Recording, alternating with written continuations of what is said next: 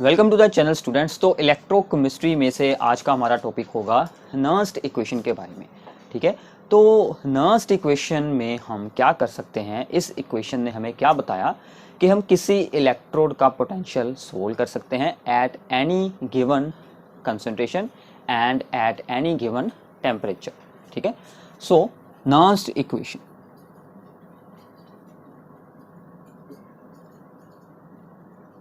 सो nursed equation में मान लीजिए अज्यूम दैट कि हमारे पास ये एक रिडक्शन की रिएक्शन है, Mn पॉजिटिव आयंस हैं जो कि N इलेक्ट्रॉन्स को गेन कर कर बाद में M सॉलिड फॉर्म में चेंज हो रहे हैं। ठीक है, ये आयंस एक्वस स्टेट में है। ठीक है, और हमारे पास इन आयंस की कंसंट्रेशन अभी अननोन है। ठीक है ना, कोई भी कंसंट्रेशन हो सकती है। देन इलेक्ट्रोड पोटेंशियल का मतलब क्या होता है कि इनका जो रिडक्शन पोटेंशियल होगा हाफ सेल का, ये हमने पिछली वीडियोस में एक्सप्लेन किया था। Electrode potential at any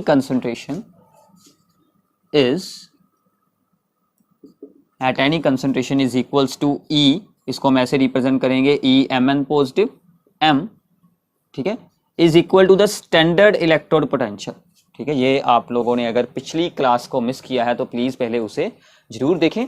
standard जो इलेक्ट्रोड पोटेंशियल होता है उसके साथ हम इसका रिलेशन बनाते हैं। स्टैंडर्ड इलेक्ट्रोड पोटेंशियल मतलब ई नोड वैल्यूज। ई नोड वैल्यूज में क्या होता है कि स्टैंडर्ड जब हम करते हैं कंडीशन को तो हम उस चीज की स्टैंडर्ड स्टेट यूज करते हैं एंड आयंस की हम कंसंट्रेशन यूज करते हैं 1 मोलर।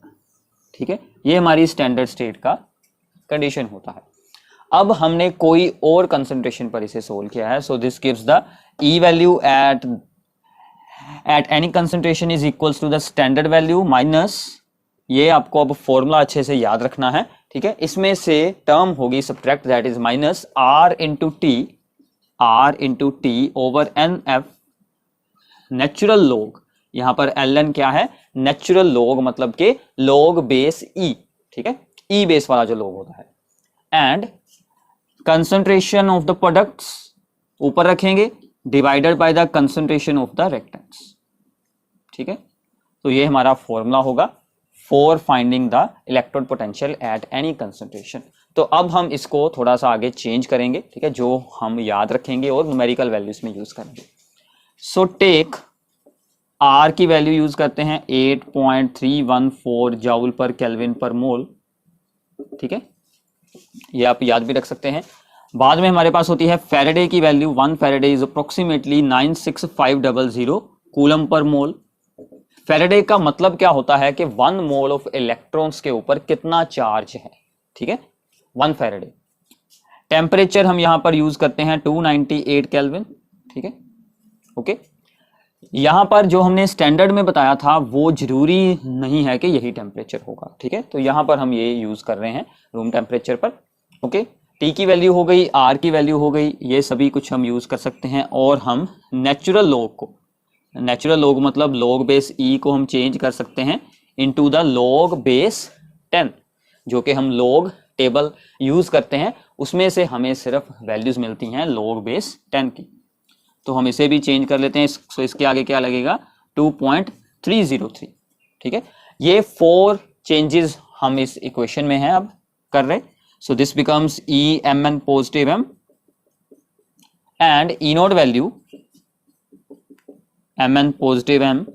ठीक है, माइनस अब यहां पर हमारी क्या वैल्यू आएगी इन सभी वैल्यूज को यूज करने के बाद। ठीक है, तो यहां पर R की वैल्यू लगाएं 8.314, टेम्परेचर 298 इंटू दिस वन क्योंकि हमने लॉग को चेंज किया है 2.303 डिवाइड में यहां पर n तो n रहेगा और f की वैल्यू लगाएंगे 96500। एक चीज अभी यहां पर और है यूज करने वाली, वो क्या है कि जो भी सॉलिड सब्सटेंस होगा यानी कि m होगा उसकी हम कंसंट्रेशन क्या यूज करेंगे, यूनिटी। ठीक है, सॉलिड की कंसंट्रेशन यूनिटी रहेगी। So this ln becomes the log, इसको हम सिंपली लिख देते हैं लॉग। ठीक है, इसका मतलब होता है लॉग का बेस कितना है 10। ठीक है, और इसकी वैल्यू हमने यूज कर ली है 1 ओवर में आ गया Mn पॉजिटिव आयंस की कंसंट्रेशन। ठीक है, अब हमें इसकी सोल्विंग करनी है, तो अगर हम इसको सोल्व करेंगे सो दिस बिकम्स, इसे मैं शॉर्ट में लिख रहा हूं E is equals to E nought minus इस पूरी टर्म को सोल्व करने के बाद आपके पास वैल्यू बचेगी 0.0591 over n log 1/mn positive ions की कंसंट्रेशन। सो ये हमारा आंसर है एट 298 केल्विन। तो हमें अपना एंड रिजल्ट यही याद रखना है, यही हम डायरेक्ट फार्मूला किसी भी न्यूमेरिकल प्रॉब्लम में यूज कर सकते हैं। ठीक है, तो ये है हमारी Nernst equation for the half cell. अगर हमारे पास कोई भी हाफ सेल दिया हो, उसका इलेक्ट्रोड पोटेंशियल हम इस फॉर्मूले को यूज कर सोल्व कर सकते हैं। इसकी कुछ एग्जांपल्स करते हैं, बाद में हम कंप्लीट सेल के लिए भी इसे सोल्व कर देखेंगे। ठीक है, इसकी एक एग्जांपल है जिसकी स्टेटमेंट क्या है कि find the potential for half cell containing 0.10 molar K2Cr2O7 aqueous solution, 0.20 molar Cr3 positive aqueous solution and 1.0 into 10 raised to power -4 molar यहाँ पर H पॉजिटिव aqueous है। ठीक है, सभी आयंस की हमें कंसंट्रेशन बताई गई है, द हाफ सेल रिएक्शन भी हमें बताई गई है एंड स्टैंडर्ड इलेक्ट्रोड पोटेंशियल की वैल्यू भी बताई गई है। मतलब हमें इलेक्ट्रोड पोटेंशियल फाइंड करना है, स्टैंडर्ड इलेक्ट्रोड पोटेंशियल की वैल्यू हमें दी गई है। तो हम सबसे पहले रिएक्शन को लिखते हैं, Cr2O7 2 नेगेटिव यानी कि dichromate ion in the acidic medium 14 hydrogen ions plus 6 electron वो गेन करता है। ठीक है, इसका ऑक्सीडाइजिंग एक्शन होता है 2Cr3 पॉजिटिव प्लस 7H2। ठीक है, और साथ में हमें जो कंसंट्रेशन की वैल्यूज दी गई हैं, डाइक्रोमेट आयन की है कंसंट्रेशन, स्टेटमेंट में आपको ध्यान से देखना है 0.10 मोलर।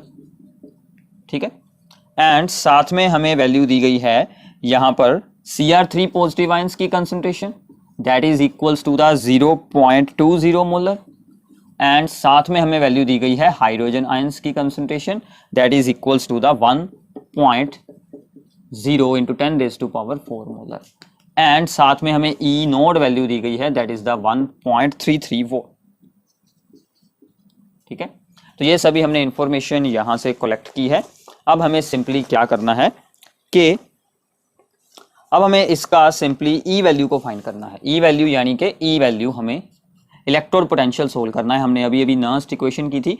देखिए, अगर आपको स्टेटमेंट में टेम्परेचर के बारे में कुछ नहीं बताया तो हमें जो हमने वहां पर अभी फॉर्मूला सोल्व करने वक्त 298 केल्विन पर सोल्विंग की थी, हमें वही टेम्परेचर के अकॉर्डिंग फॉर्मूला अप्लाई करना है। अगर कोई अलग टेम्परेचर दिया हो तो ही आपको उसको दोबारा से सोल्व करना है, अदरवाइज सभी न्यूमेरिकल्स आपके सेम टेम्परेचर पर ही होने वाले हैं। ठीक है, so E nought minus 0.0591 over n log. ठीक है, लॉग के अंदर अब ध्यान रखिएगा प्रोडक्ट्स में क्या है Cr3 पॉजिटिव। अब एक बात यहां पर और बहुत इंपॉर्टेंट है, Cr3 पॉजिटिव आयन के आगे क्या है 2, इसका हम करेंगे स्क्वायर। ठीक है, इक्वेशन को देखना है आपने, जो रिएक्शन है डिवाइड में ये दोनों आयंस आएंगे, डाइक्रोमेट आयन एंड साथ में आएगा हाइड्रोजन पॉजिटिव आयन, उसकी पावर क्या होगी 14 है उसके आगे। ठीक है, अब देखिए n क्या है, तो हमने नर्स्ट इक्वेशन में भी यही देखा था कि Mn positive n electrons gain कर रहा है, तो n क्या होगा नंबर ऑफ इलेक्ट्रॉन्स, कितने इलेक्ट्रॉन गेन हो रहे हैं। तो यहां पर कितने इलेक्ट्रॉन्स गेन हो रहे हैं 6 इलेक्ट्रॉन्स। इक्वेशन बैलेंस होनी चाहिए, इस बात का आप लोगों को ध्यान रखना है। ठीक है, इक्वेशन अगर बैलेंस होगी तो ही आपका आंसर यहां से राइट आएगा। So use all the values, E nought value 1.33 minus 0.0591 over n की वैल्यू है 6 लॉग Cr3 पॉजिटिव, इसकी है कंसंट्रेशन 0.20 का square divided by Cr2O7 2 negative, इसकी कंसंट्रेशन है 0.1 इनटू फिर आएगी हाइड्रोजन पॉजिटिव आयंस की है 10 रेज़ टू पावर -4 की पावर 14। ठीक है, अब आपको आगे सोल्विंग करनी है। लॉग को सोल्व करना हमारे लिए सबसे यहाँ पर इंपॉर्टेंट काम है। ये दोनों वैल्यूज मैं ऐसे ही यहाँ पर यूज कर रहा हूँ। अब इसका हमें स्क्वायर करना है, 0.20 का स्क्वायर करेंगे। सो दिस बिकम्स, अगर आप इसे सोल्व करेंगे तो 4 इंटू 10 रेज़ टू पावर -2। ठीक है, इसका हमने स्क्वायर किया है। और अगर हम इसको सोल्व करें, इसकी 2 जीरोस ऊपर जाएंगी, 1 जीरो इसके साथ हो जाएगी सोल्व, यहाँ पर बचा 1 और ऊपर चला गया 10। इसकी पावर सोल्व करते हैं 10 रेज़ टू पावर -56। ठीक है, तो अब हमें क्या करना है कि 10 की सभी पावर्स को यहाँ पर एक साथ यूज कर लेते हैं। सो 1.33 माइनस 0.059 बाई 6। ठीक है, लॉग ये बन गया 4 यहां पर क्या बचेगी वैल्यू 10 रेज टू पावर इसकी है 1, ये दोनों ऐड हुए तो ये बच गया -1, ये भी ऊपर आकर ऐड होगा, सो 10 रेज टू पावर 55 बन जाएगा ये। तो इसे आपको अब आगे सोल्विंग करनी है। So this becomes 1.33 minus 0.0591 by 6।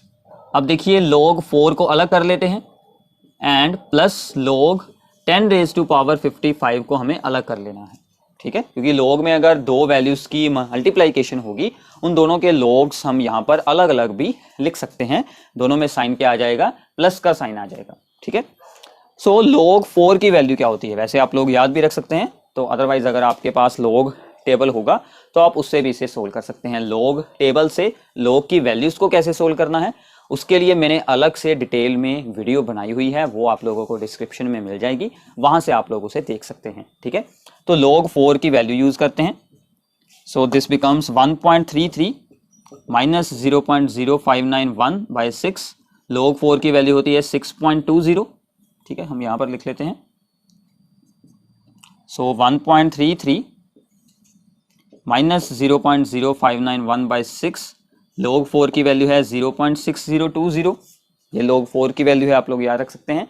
And log के अंदर हो 10 रेज टू पावर समथिंग, जो पावर होगी वही सेम आंसर आ जाएगा 55, तो प्लस में आ गया 55, ठीक है। तो आगे की सोल्विंग आप लोगों को इसकी खुद करनी है, इसका जो एंड रिजल्ट होगा वो हमारे पास आ जाएगा 0.783, इसका फाइनल आंसर होगा, ठीक है। सो इसमें एक दो बातें हम और यहाँ पर है एक्सप्लेन करते, एक ये हमारी हो चुकी है प्रॉब्लम, तो आगे हम इसके साथ रिलेटेड कुछ इंपॉर्टेंट रिजल्ट्स के बारे में बात करते हैं, जो हमारे हाफ सेल से हमें, हाफ सेल की नर्स्ट इक्वेशन से जो हमें रिजल्ट मिलते हैं, ठीक है। सो दोबारा से मैं हाफ सेल को यहाँ पर नर्स्ट इक्वेशन को लिख रहा हूँ। So E is equals to E nought minus 0.0591 over n log 1 over mn positive की कंसंट्रेशन, यही था हमारे पास, ठीक है। अब आपको क्या ध्यान रखना है कि अगर ये log के अंदर की वैल्यू, ठीक है, अगर ये log के अंदर की वैल्यू जो है यानी कि 1 ओवर mn पॉजिटिव आयन की, ये जो भी इसका आंसर आएगा, if this is less than 1, अगर इसकी वैल्यू 1 से छोटी होती है यानी कि 1/100 ऐसी कुछ भी वैल्यू होती है, देन log का आंसर क्या बन जाएगा, नेगेटिव बन जाएगा। देन ये जो टर्म है इसका आंसर क्या बनेगा, नेगेटिव। अगर इसका आंसर बन गया नेगेटिव तो ये वैल्यू यहां से ये साइन चेंज हो जाएगा, then E that is the electrode potential is greater than E nought. उसी केस में हमारा E है जो हमारा ये इलेक्ट्रोड पोटेंशियल है वो स्टैंडर्ड इलेक्ट्रोड पोटेंशियल से ज्यादा हो जाएगा। यानी कि अगर आप बेसिकली यहाँ पर ध्यान दें कि अगर इसकी जो कंसंट्रेशन हाई रखते हैं, ये हमारा रेक्टेंट था, ठीक है ना, रेक्टेंट साइड पर है, ये यही इक्वेशन थी हमारे पास। अगर हम इसकी कंसंट्रेशन की वैल्यू कुछ ऐसी रख लेते हैं 10, 20 या ऐसे कुछ भी, ठीक है ना, अगर हम इसकी कंसंट्रेशन की वैल्यू को यहाँ पर हाई रखेंगे तो क्या होगा, मगर अगर आप इसकी कंसंट्रेशन रखते हैं 1 तो इसका आंसर बन जाएगा 1, दैट इज सेम, वो तो 0 आंसर होगा। अगर मैं इसका आंसर 1 से ऊपर रख लेता हूँ, Mn पॉजिटिव आयंस की कंसंट्रेशन को अगर मैं रख लेता हूँ 1 से ऊपर, ग्रेटर देन 1, तो उस केस में हमारा यही वैल्यू होगा कि E की value greater than E note हो जाएगी। तो इसीलिए आपको मोस्टली सभी न्यूमेरिकल्स में Mn पॉजिटिव आयंस की कंसंट्रेशन या आप जो भी कंसंट्रेशन यूज करते हैं वो सभी वैल्यूज 1 से छोटी ही मिलती है, ठीक है। अगर 1 से छोटी होगी इसकी concentration, then E will be less than the E nought value, ठीक है। ये बहुत ही इंपॉर्टेंट एक रिजल्ट है, मोस्टली हमें न्यूमेरिकल्स, MCQs, रीजनिंग प्रॉब्लम्स इसी चीज पर पूछे जाते हैं, ठीक है।